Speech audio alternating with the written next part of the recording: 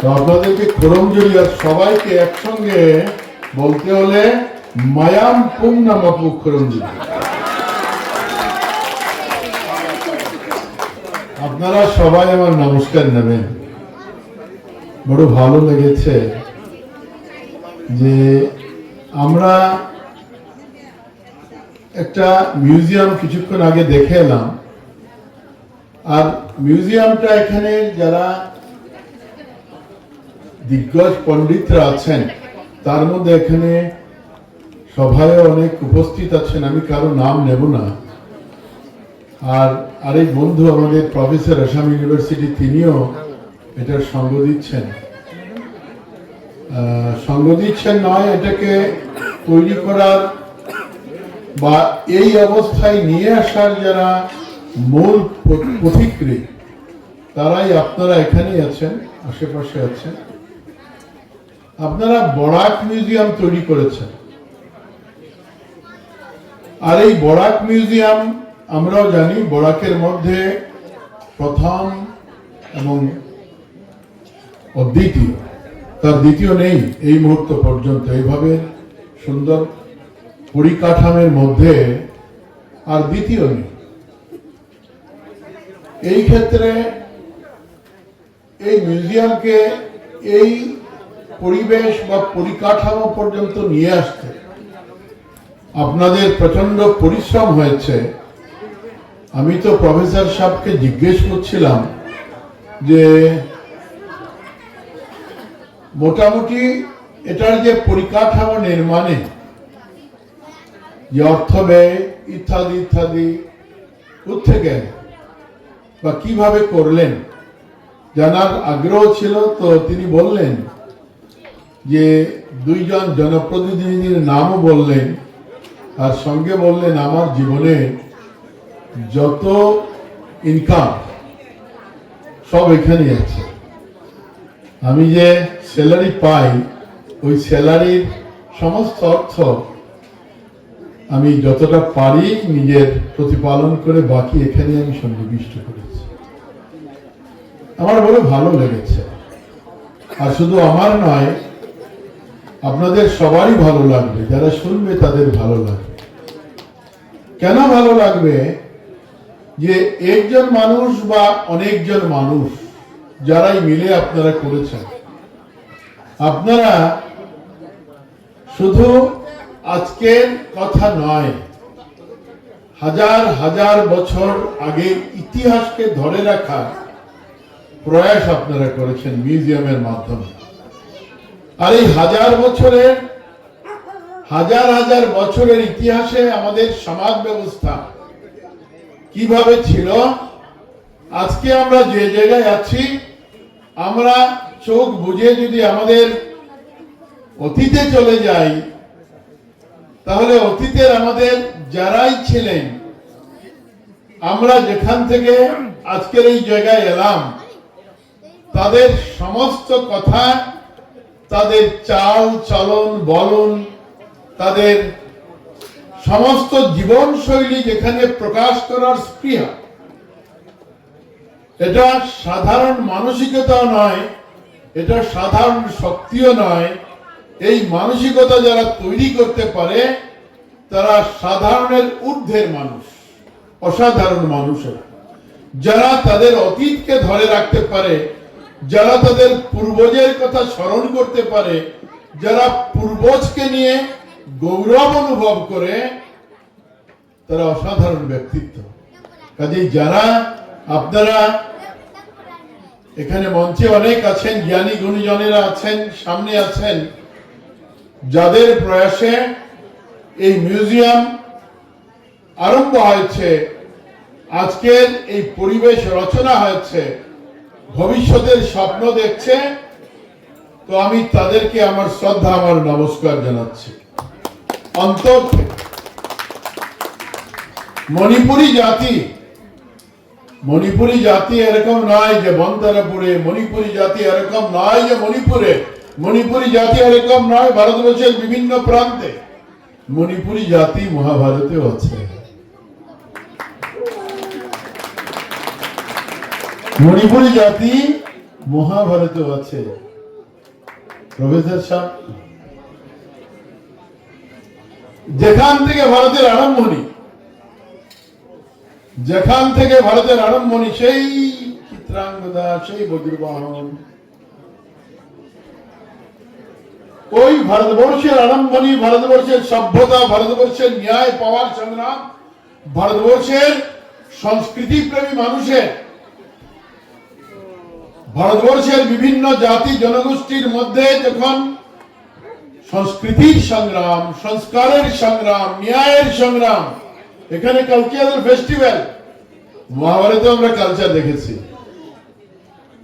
আর এই মহাভারতের সাক্ষী জাতি আর অনেক আছে।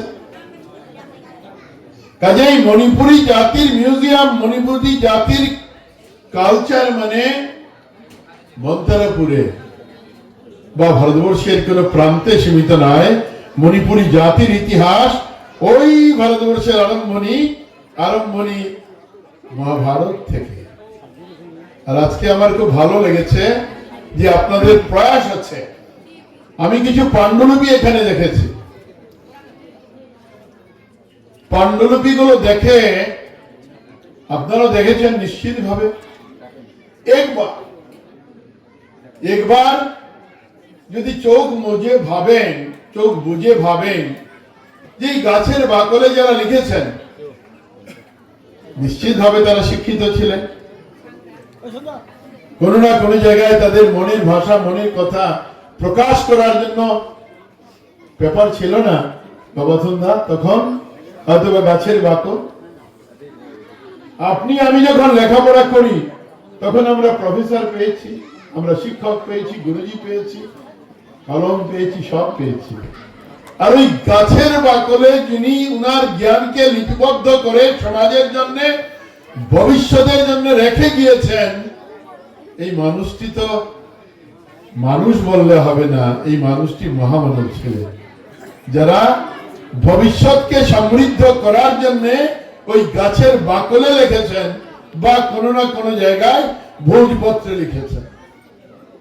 কত হাজার বছর হবে এটা বলার ক্ষমতা আমার নেই, কারণ এই জ্ঞান আমার নেই।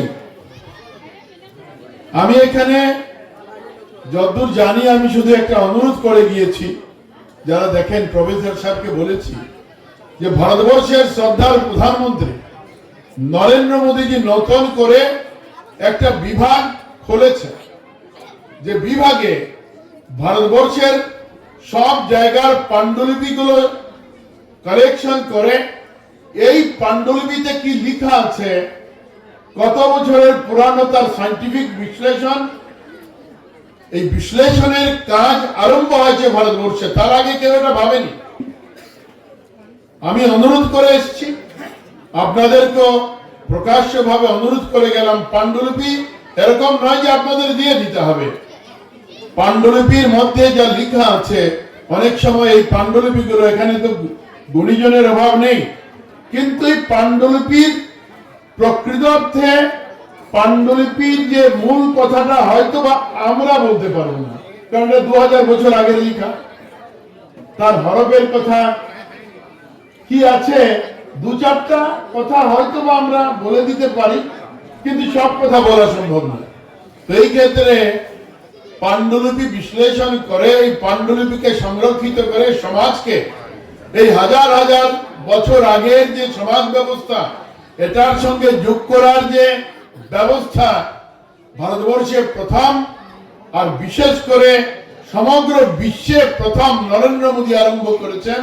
আপনারা যোগাযোগ করে, কারণ বনতারাপুরের মিউজিয়ামে পাণ্ডুলিপিগুলো আছে, হয়তোবা এই পাণ্ডুলিপিতে যারা মণিপুরী সম্প্রদায়ের যারা বিজ্ঞ ব্যক্তিরা তারা সংগ্রহ করেছেন এটাকে কোনো না কোনো উপায়ে, হয়তোবা এইখানে ভারতবর্ষের অনেক মনের কথা, মণিপুরী জাতির অনেক প্রাণের কথা, মণিপুরী জাতির সম্পদের কথা হয়তোবা এই পাণ্ডুলিপিতে লুকিয়ে আছে, কিন্তু আমরা বলতে পারছি না।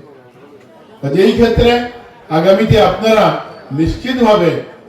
নিশ্চিতভাবে আপনারা যোগাযোগ করবেন সরকারের সঙ্গে, কিভাবে করা যায়। আমিও মাধ্যম হিসেবে যদি মনে করেন কোনো সহযোগিতার প্রয়োজন হয়, আমি সহযোগিতা করব।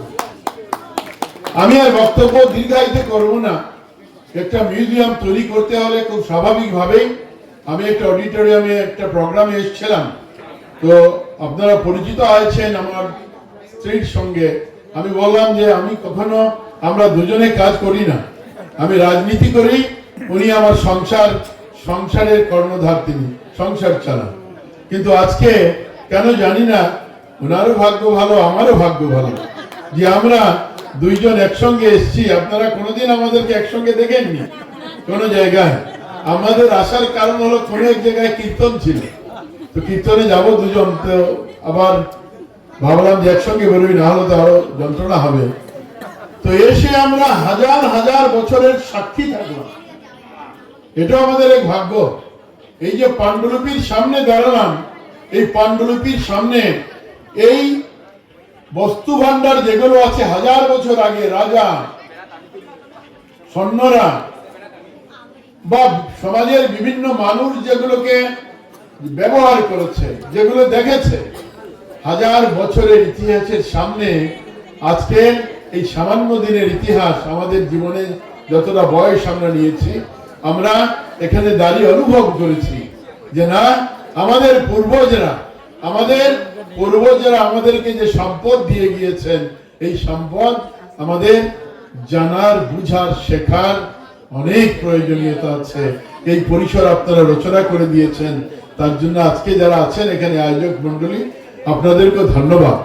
আর সঙ্গে সঙ্গে এই কথা বলবো যে হ্যাঁ, এখানে যারা এই ব্যবস্থার সঙ্গে জড়িত, আপনারা যেখানে মনে করবেন যে আমাদের মতো মানুষের কোনো না কোনো জায়গায় সহযোগিতার প্রয়োজন আছে, এখানে আমি কোনো এভাবে বলতে আসিনি যে এইটা দিয়ে দেব, ওইটা করে দেব, এরকম কথা নয়। কিন্তু যে প্রয়োজনীয়তা আছে, এই প্রয়োজনীয়তাকে যতটা পারি আপনাদেরকে সঙ্গ দেওয়ার জন্য আপনারা আমার সঙ্গে সাক্ষাৎ করবেন, দেখা করবেন, যতটা পারি আপনাদের সঙ্গে থাকবো, এই আশ্বাস দিয়ে আমি আমার বক্তব্য শেষ করছি। আর তার আগে নতুন বছর আরম্ভণী হচ্ছে, নতুন বছর 2026 বছরটা যাতে আপনাদের জন্য খুব ভালো যায়, পরম পিতার কাছে প্রার্থনা করি সুখের বার্তা আপনাদের জীবনে নিয়ে আসুক, সমৃদ্ধির বার্তা নিয়ে আসুক। আর এইভাবেই এই বছর, এই শতাব্দী যাতে আমরা আমাদের পূর্বজকে ধরে রাখা, আমাদের অতীতকে নিয়ে আমাদের সমাজকে, আমাদের রাষ্ট্রকে এগিয়ে নিয়ে যাওয়ার স্বপ্ন আমরা দেখি, ঈশ্বরের কাছে প্রার্থনা করে পুনরায় সবাইকে করমজোরি নমস্কার।